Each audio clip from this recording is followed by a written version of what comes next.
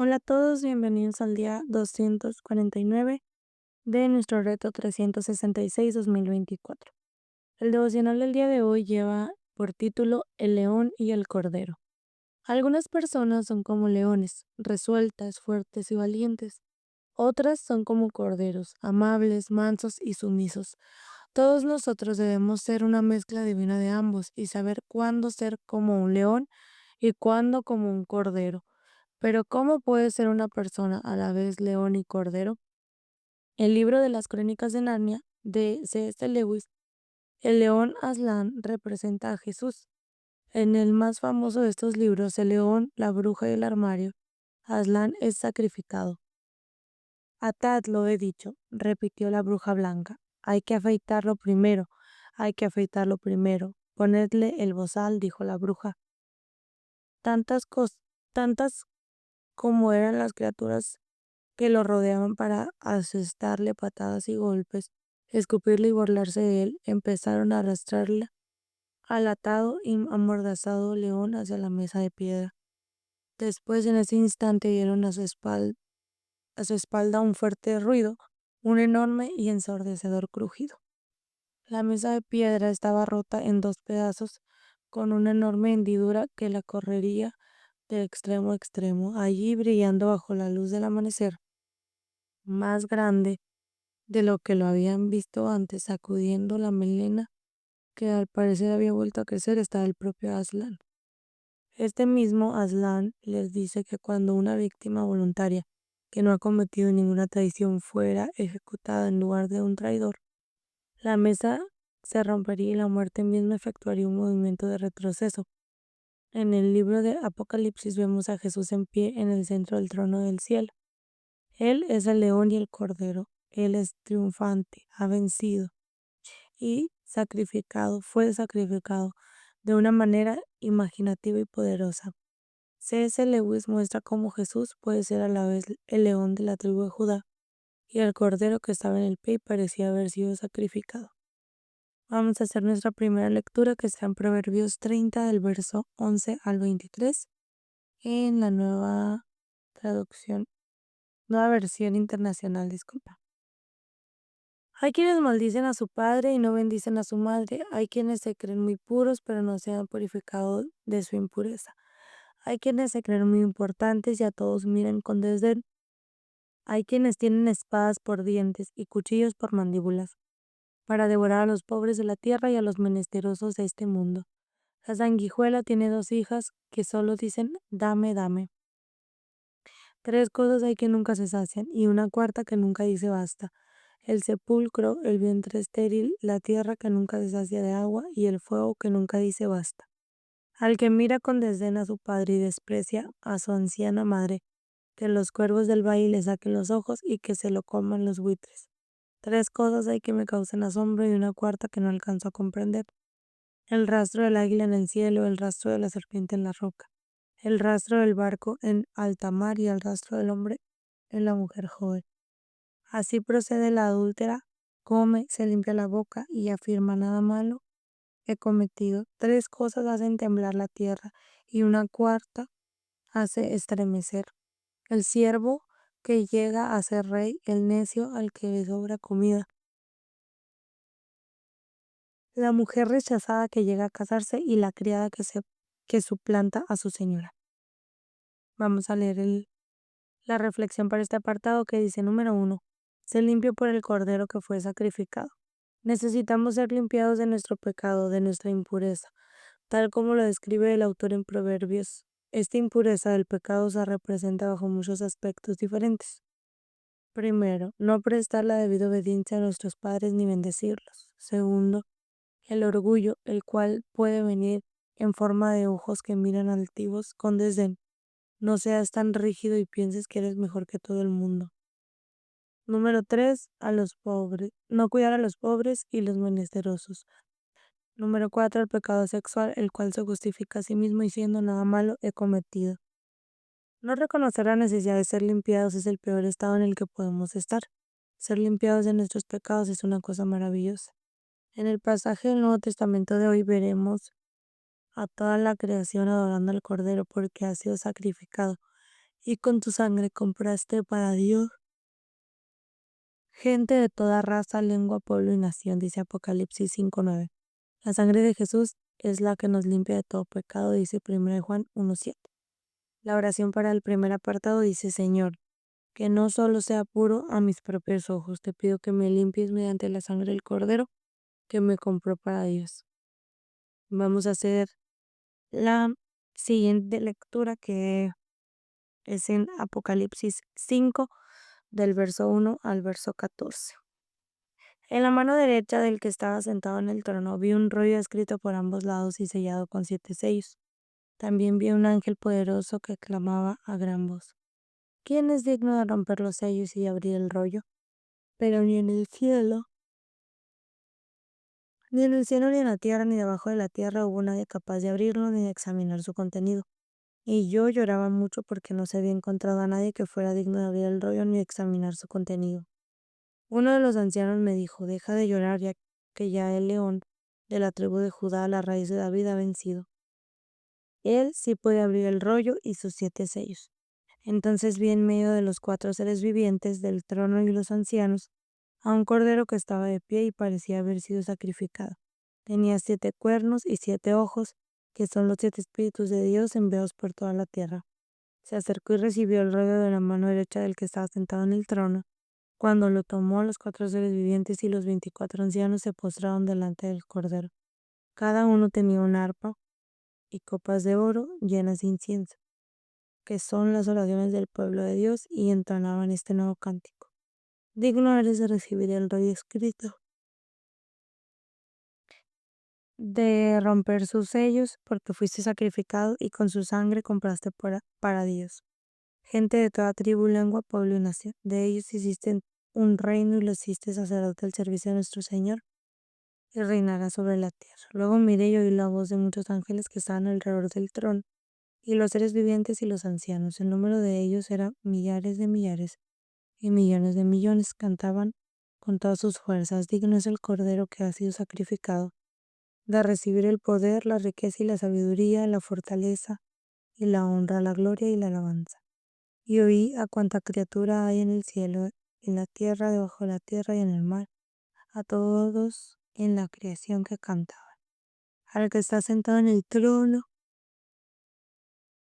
y al Cordero, sea la alabanza y la honra, la gloria y el poder por los siglos de los siglos. Los 4 seres vivientes exclamaron: Amén, mientras los ancianos se postraron y adoraron.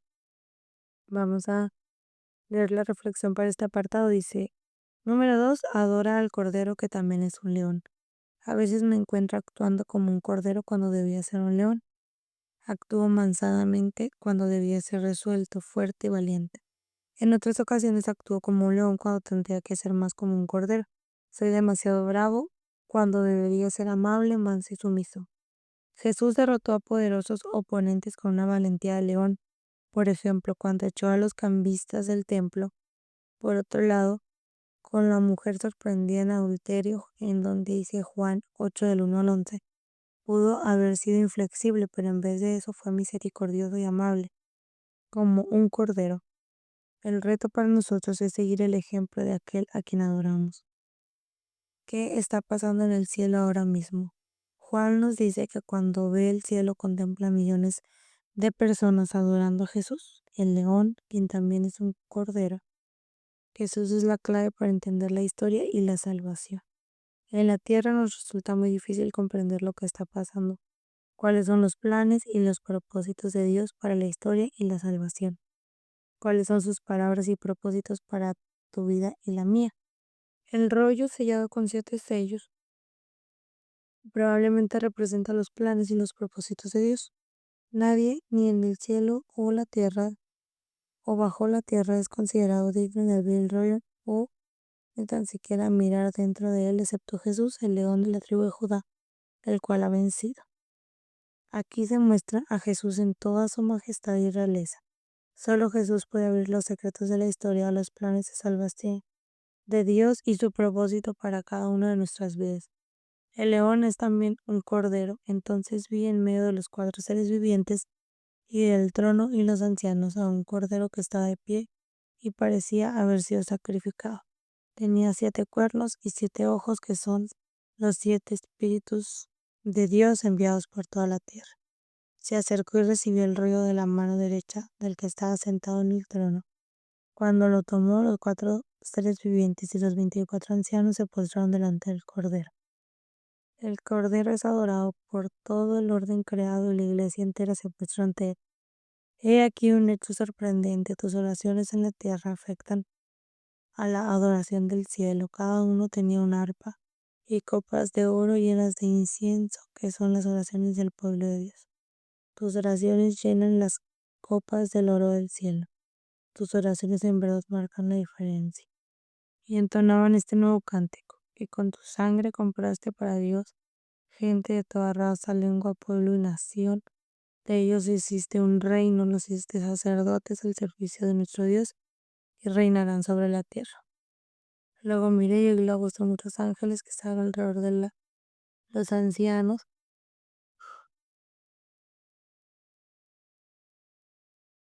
Hay más de 100 millones de ángeles adorando a Jesús. Digno es el Cordero que ha sido sacrificado del recibir el poder, la riqueza y la sabiduría, la fortaleza y la honra, la gloria y la alabanza. Las grandes multitudes adorando juntas a Jesús tienen algo que extraordinariamente poderoso.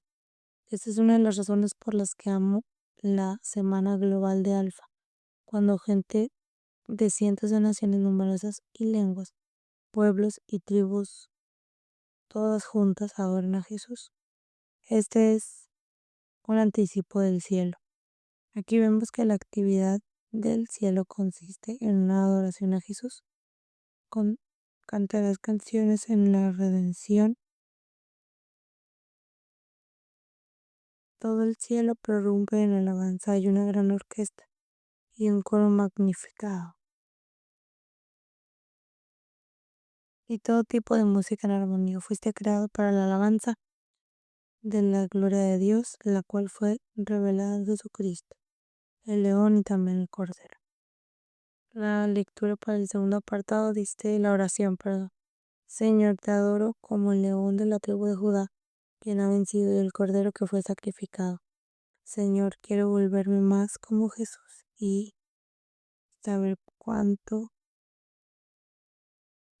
ser resuelto y valiente como un león, y cuándo ser manso y amable como un cordero. Vamos a realizar la última lectura, que está en Esther 9, del versículo 1 hasta el capítulo 10, versículo 3. El edicto y la orden del rey debían ejecutarse el día 13 del mes 12, que es el mes de Adar. Los enemigos de los judíos esperaban dominarlos ese día, pero ahora se habían invertido los papeles y los judíos dominaban a quienes los odiaban. En todas las provincias del rey Asuero, los judíos se reunieron en sus respectivas ciudades para atacar a los que procuraban su ruina. Nadie podía combatirlos porque el miedo de ellos se había apoderado de todos. Los nobles de las provincias, los sátrapas, los gobernadores y los administradores del rey apoyaban a los judíos porque el miedo de Mardoqueo se había apoderado de todos ellos. Mardoqueo se había convertido en un personaje distinguido dentro del palacio real. Su fama se extendía por todas las provincias y cada vez se hacía más poderoso. Los judíos mataron a filo de espada a todos sus enemigos. Los mataron, aniquilaron e hicieron lo que quisieron con quienes los odiaban. En la ciudad de Susa mataron y aniquilaron a 500 hombres. También mataron a Parsandata, Dalfón, Aspata, Porata, Adalías, Aridata, Parmasta, Arisai, Aridai y Baisata, que eran los 10 hijos de Amán, hijo de Amedata, el enemigo de los judíos, pero no se apoderaron de sus bienes. Ese mismo día, al enterarse el rey del número de muertos en la ciudad de Susa, dijo a la reina Esther: si los judíos han matado y aniquilado a 500 hombres y los 10 hijos de Amán que en la ciudad de Susa, que no habrán hecho el resto de las provincias del reino. Dime cuál es tu deseo y se te concederá. ¿Qué otra petición tienes? Se cumplirá tu deseo. Si a su majestad le parece bien, respondió Esther, concédale permiso a los judíos de Susa para prorrogar hasta mañana el edicto de este día y permita que sean colgados a la hora de los 10 hijos de Amán a la horca. El rey ordenó que se hiciera así, se emitió el edicto de Susa y los 10 hijos de Amán fueron colgados. Los judíos de Susa se reunieron también el día 14 del mes de Adar y mataron allí a 300 hombres, pero no se apoderaron de sus bienes. Mientras tanto, los judíos restantes que estaban en las provincias del rey también se reunieron para defenderse y librarse de sus enemigos. Mataron a 75.000 de quienes los odiaban, pero tampoco se apoderaron de sus bienes. Esto sucedió el día 13 del mes de Adar. El día 14 descansaron y lo celebraron con un alegre banquete. Celebración de Purim. En cambio, los judíos de Susa que se habían reunido el 13 y el 14 descansaron el día 15 y celebraron con un alegre banquete. Por eso, los judíos de las zonas rurales, los que viven en las aldeas, celebran el 14 del mes de Adar como el día de la alegría y banquete y se hacen regalos unos a otros. Mardoqueo registró estos acontecimientos y envió cartas a todos los judíos de todas las provincias lejanas y cercanas, del rey Asuero, exigiéndoles que celebraran cada año los días 14 y 15 del mes de Adar, como el equipo en que los judíos se libraron de sus enemigos y como el mes en que su aflicción se convirtió en alegría y su dolor en fiesta. Por eso debían celebrarlos como días de banquete y de alegría, compartiendo los alimentos de unos con los otros y dándoles regalos a los pobres. Así los judíos acordaron convertir en costumbre lo que habían comenzado a festejar, cumpliendo lo que Mardoqueo les había ordenado por escrito. Porque Amán, hijo de Amedata, el agageo, el enemigo de todos los judíos, había maquinado aniquilar a los judíos y había echado el pur, es decir, la suerte, para confundirlos y aniquilarlos. Pero cuando Esther se presentó ante el rey, este ordenó por escrito que el malvado plan maquinado por Amán contra los judíos debía recaer sobre su propia cabeza y que él y sus hijos fueran colgados de la horca. Por tal razón, a esos días se llamó Purim, de la palabra pur, conforme a todo lo escrito en esta carta, y debido a lo que había sido y lo que había sucedido. Los judíos establecieron para ellos y sus descendientes y para todos los que se les unieran la costumbre de celebrar sin falta estos días cada año, según la manera prescrita y en la fecha fija. Toda la familia de cada provincia y ciudad debían recordar y celebrar estos días en cada generación. Y estos días del Purim no debía dejar de festejarse entre los judíos, ni debía morir su recuerdo entre sus descendientes. La reina Esther, hija de Abigail, junto con Mardoqueo el judío.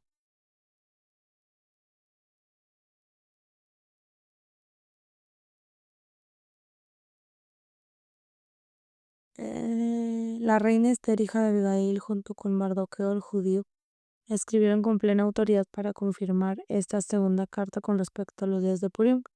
Él envió decretos a todos los judíos de los 127 provincias del reino de Asuero con palabras de buena voluntad y seguridad para establecer los días de Purim en las fechas fijadas, según lo decretado por Mardoqueo el judío y la reina Esther, y como lo habían establecido para sí misma y para sus descendientes, como algunas cláusulas sobre ayunos y lamentos. El decreto de Esther confirmó estas normas con respecto a Purim y quedó registrado por escrito. Muy bien, vamos a leer la reflexión por este apartado que dice: número 3. Celebra el triunfo del león de la tribu de Judá. Jesús es el león que invierte los papeles para nuestros enemigos espirituales. Él es aquel contra quien nadie puede prevalecer. Él es la causa de las festividades, el gozo y la celebración. En última instancia, Él es la razón por la que damos regalos el día de Navidad, para celebrar su venida y su victoria.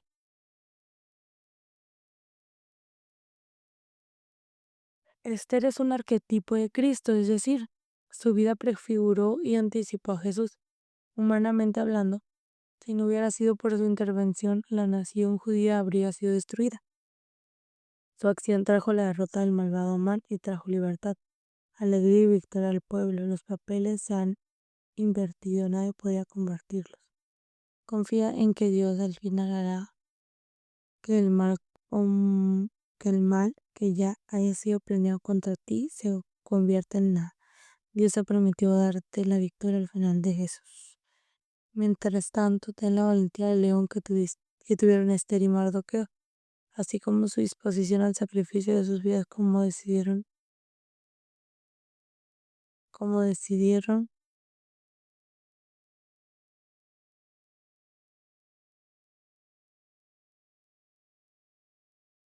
al sacrificio de su vida,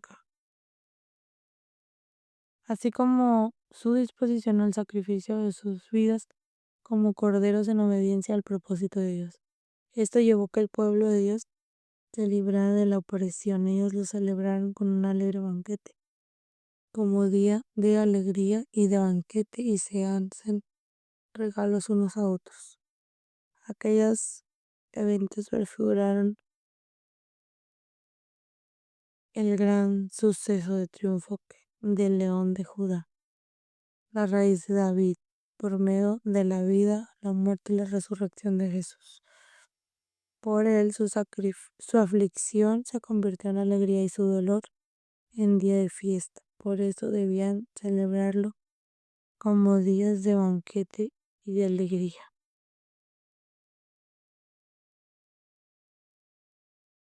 compartiendo los alimentos los unos con los otros y dándoles regalos a los pobres. Esto debería ser parte de nuestra celebración.